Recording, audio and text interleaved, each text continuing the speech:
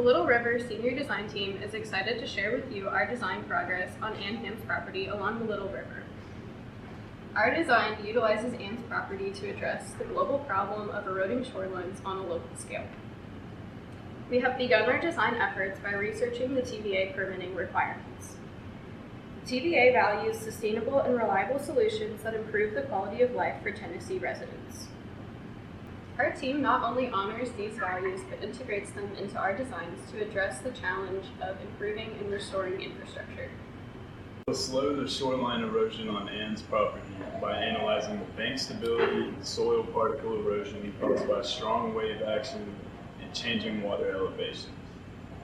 We will identify the hydrostatic pressure caused by the high summer water elevation and low winter water elevation, as well as the pressure from the addition of riprap. We will utilize B-stem modeling to make informed estimates of hydraulic erosion of the bank and bank toe by hydraulic shear stress. Our modeling will inform us the best design solutions for the shoreline, ranging from softscape solutions like native vegetation plantings or hardscape solutions like geofabrics and riprap.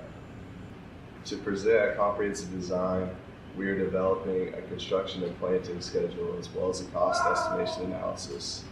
We are working with an upper-level forestry restoration class to help choose the appropriate vegetation for the site. This will allow Ann to see the social, cultural, economic, and environmental advantages and disadvantages to each design option.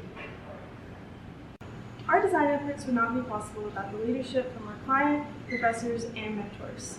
Their attitudes of lifelong learning, professionalism, and ethics has encouraged us to grow in our own professional and ethical attitudes and teamwork skills.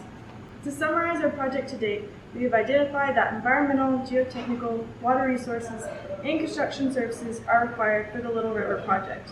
We have started the design process by researching permitting requirements, modeling the bank failure conditions, modeling soil erosion rates, and identifying initial construction costs.